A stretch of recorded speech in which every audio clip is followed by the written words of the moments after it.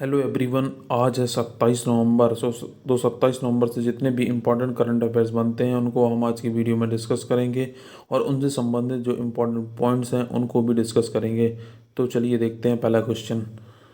भारत, मालदीव और श्रीलंका के बीच कौन द्विवार्षिक त्रिपक्षीय युद्ध अभ्यास शुरू हुआ है? तो दोस्ती नामक युद्ध अभ्यास शुरू हुआ है।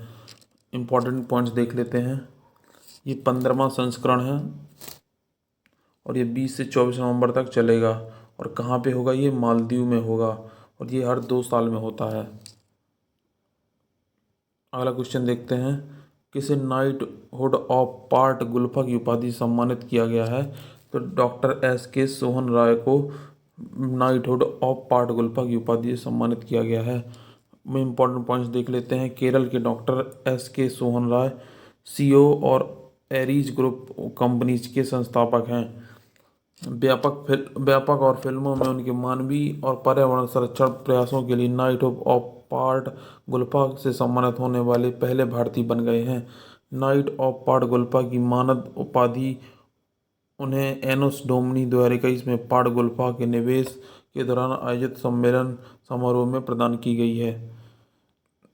तो नाइट हुड ऑफ पार्ट गुल्फा की उपाधि से डॉक्टर S K सोहन राय को सम्मानित किया गया है। अगला क्वेश्चन देखते हैं। स्वीडन की पहली महिला प्रधानमंत्री कौन बनी है? तो मैग्डेलिना एंडरसन स्वीडन की पहली महिला प्रधानमंत्री बनी है। अगला क्वेश्चन देखते हैं। कॉलिंस डिक्शनरी ने वर्ड ऑफ द ईयर 2021 किसे घोषित किया है? तो ये NFT को घोषित किया गया है। इस शब्द का उपयोग 2020-21 में तुरंत वृद्धि में देखा गया है। NFT को कॉलिंस डिक्शनरी द्वारा एक ब्लॉकचेन में पंजीकृत अद्वितीय डिजिटल प्रमाण पत्र जिसका उपयोग किसी कलाकृति या संग्रहणीय संपत्ति के स्वामित्व को रिकॉर्ड करने के लिए किया जाता है। तो कॉलिंस डिक्शनरी ने word of the year 2021 NFT को घोषित किया है। अगला क्वेश्चन देखते हैं। किस बैंक ने कोविड-19 वैक्सीन खरीदने के लिए भारत को 1.5 बिलियन अमेरिकी डॉलर ऋण देने की मंजूरी दी है? तो एशियाई विकास बैंक ने कोविड-19 वैक्सीन खरीदने के लिए भारत को 1.5 बिलियन अमेरिकी डॉलर ऋण देने की मंजूरी दी है। इस फंड का उपयोग देश के अनुमानित 31.7 करोड़ लोगों के लिए कम से कम 67.7 करोड़ कोविड-19 वैक्सीन खुराक की खरीद के लिए किया जाएगा। अगला आगे देखते हैं। एशियन डेवलपमेंट बैंक का हेडक्वार्टर है मनीला, फिलीपींस में और इसकी स्थापना 19 दिसंबर 1966 को हुई थी। इसके अध्यक्ष हैं मसद सुगहू असाकावा और सदस्य देश हैं 68। भारतीय संविधान दिवस कब मनाया जाता है? तो भारतीय संविधान दिवस 26 नवंबर को मनाया जाता है।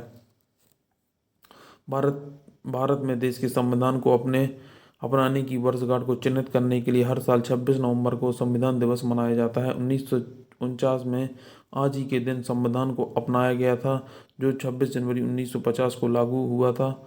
इस दिन का उद्देश्य संविधान के महत्व को फैलाना और भारतीय संविधान के पिता BR अम्बेडकर के विचारों और सुझावों को फैलाना है।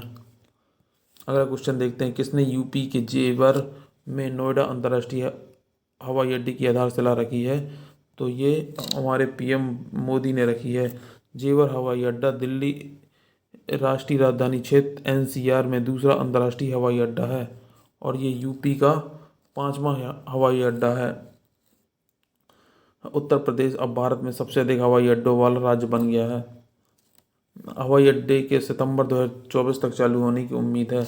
एक बार चालू होने के बाद यह हवाई अड्डा भारत का सबसे बड़ा हवाई अड्डा और देश का पहला शुद्ध शून्य उत्सर्जन हवाई अड्डा होगा। शुद्ध शून्य उत्सर्जन हवाई अड्डा होगा।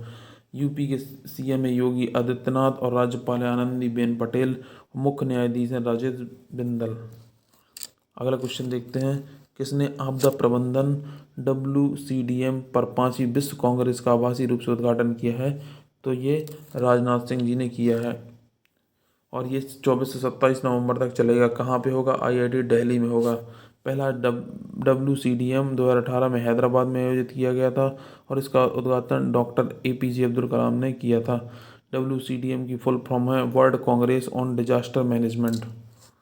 अगला क्वेश्चन देखते हैं। मूडीज ने वित्त वर्ष 2022 में भारत की GDP कितने रहने का अनुमान लगाया है? तो ये 9.3 लगाया है। इक्विटेस स्मॉल फाइनेंस बैंक ने किस बैंक के साथ सह ब्रांडेड क्रेडिट कार्ड लॉन्च करने की घोषणा की है? तो ये HDFC बैंक के साथ लॉन्च करने की घोषणा की है।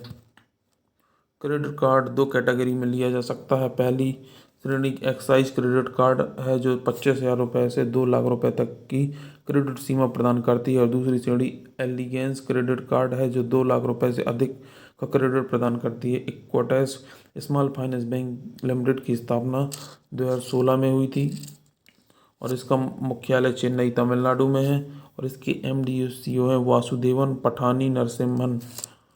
अगला क्वेश्चन देखते हैं, भारत किस देश के साथ कॉर्पोरेट युद्ध अभ्यास का 37वां संस्करण हिंद महासागर में आयोजित कर रहा है? तो भारत इंडोनेशिया के साथ कर रहा है। ये वर्ष में 2 बार होता है और ये फर्स्ट टाइम 2002 में हुआ था, और ये 23 से 24 नवंबर तक हिंद महासागर में चलेगा। इंडोनेशिया के साथ अन्य 2 एक्सरसाइज होती हैं भारत की। एक है समुद्र शक्ति जो द्विपक्षीय समुद्री अभ्यास है, एक होती है गरुण शक्ति जो एक संयुक्त सैन्य अभ्यास है। अगला क्वेश्चन देखते हैं, किसने contested lands India China and the boundary dispute पुस्तक लिखी है? तो ये मारूफ रजा ने लिखी है। ये पुस्तक तिब्बत और चीन के साथ भारत की सीमा निर्माण में इतिहास को दर्शाती है। अगला क्वेश्चन देखते हैं, 13वां ASEAN शिखर सम्मेलन भारत का प्रतिनिधित्व कौन कर रहा है? तो हमारे उपराष्ट्रपति वेंकैया नायडू कर रहे हैं। ये 25 और 26 नवंबर को चलेगा। मेजबानी ASEAN अध्यक्ष के रूप में कंबोडिया द्वारा की जा रही है। विषय साझा विकास के लिए बहुपक्षवाद को मजबूत करना है। ASEAN शिखर सम्मेलन एशिया यूरोप के देशों को क्षेत्रीय और वैश्विक मुद्दों पर विचारों का आदान प्रदान करने और व्यापक क्षेत्र में सहयोग को मजबूत करने के लिए एक साथ लाया गया है। अगला क्वेश्चन देखते हैं, टेस्ट क्रिकेट में डेब्यू में शतक लगाने वाले 16वें भारतीय खिलाड़ी कौन बने हैं? तो ये श्रेयस अय्यर बने हैं। श्रेयस अय्यर 26 नवंबर 2021 को अपने टेस्ट डेब्यू पर शतक लगाने वाले 16वें भारतीय बने हैं। वह न्यूजीलैंड के खिलाफ टेस्ट डेब्यू पर शतक लगाने वाले तीसरे भारतीय बने हैं। अगला क्वेश्चन देखते हैं, भारत के प्रवीण सिन्हा किस संस्था के एशियाई प्रतिनिधि के रूप में चुने गए हैं? तो भारत के प्रवीण सिन्हा इंटरपोल के एशियाई प्रतिनिधि के रूप में चुने गए हैं। इंटरपोल का मुख्यालय फ्रांस में है।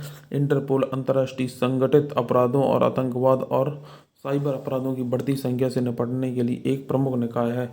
तो भारत के प्रवीण सिन्हा इंटरपोल के एशियाई प्रतिनिधि के रूप में चुने गए हैं। तो ये थे आज के करंट अफेयर। यदि आपको ये हमारा वीडियो अच्छा लगा है तो चैनल को सब्सक्राइब करें, वीडियो को लाइक करें और अपने दोस्तों के साथ शेयर करें। धन्यवाद। जय हिंद।